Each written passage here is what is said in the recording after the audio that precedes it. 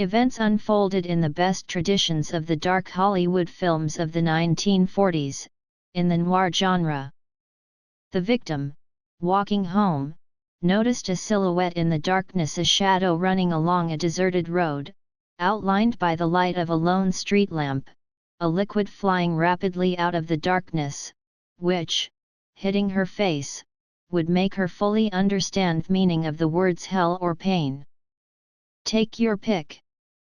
Pouring something poisonous on one's enemy is a very ancient human desire, and the rapidly developing chemical industry, which peaked in the 19th century, provided an arsenal of dangerous liquids for this purpose. Nitric acid, less dangerous hydrochloric acid, various alkaline solutions, and much more. But from ancient times to the present day, sulfuric acid has been the most effective acid attack, causing the most serious injuries to the victim. Who becomes the victim of an acid attack, and who is the perpetrator? The short answer is everyone. In addition to the effectiveness of this method of punishment, its popularity is enhanced by its simplicity.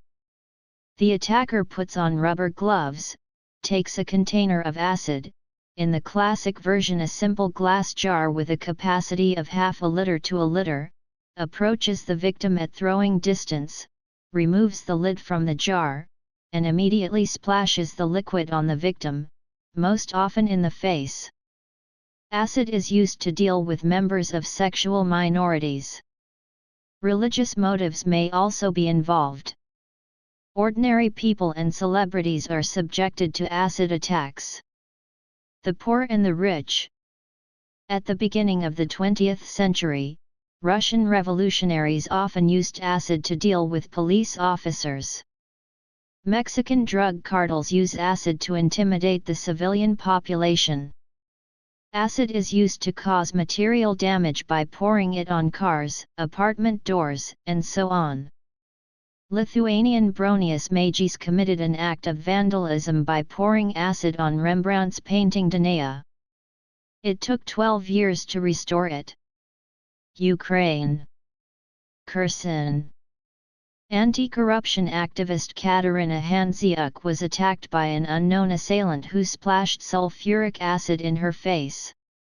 She soon died in hospital from chemical burns. As we can see, acid attacks can have different motives.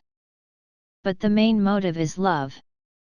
That is why acid attacks are often called crimes of passion. Wives pour acid on their husbands' mistresses. Husbands pour acid on their wives or mistresses. Girls pour acid on their boyfriends who promised to marry them but did not. One of the most famous acid attacks is an example of this. The attack on Prince Leopold Clement of Gothia by his former lover, Camilla Rybica. 6 months later, the prince died. In Muslim countries, acid attacks are often carried out against women who have tried to leave their husbands due to domestic violence, or who have dared to appear in public without covering their faces. In Pakistan, until recently, perpetrators of acid attacks could be executed by being doused with sulfuric acid. India is the absolute leader in acid attacks, which mainly target women. The main motive is refusal to marry. Some women in India are subjected to several acid attacks in their lifetime. Let's consider the most effective type of acid attack. Sulfuric acid. When it comes into contact with the victim's face, it corrodes the skin in a matter of seconds, then corrodes the soft tissues, and if there is enough of it, it quickly corrodes the cartilage of the ear and nose. However, the mucous membranes of the nose and mouth are the first to be damaged, and if it gets into the eyes, the victim will almost always be blind for life. If a large amount of sulfuric acid is applied, it can burn through the skull.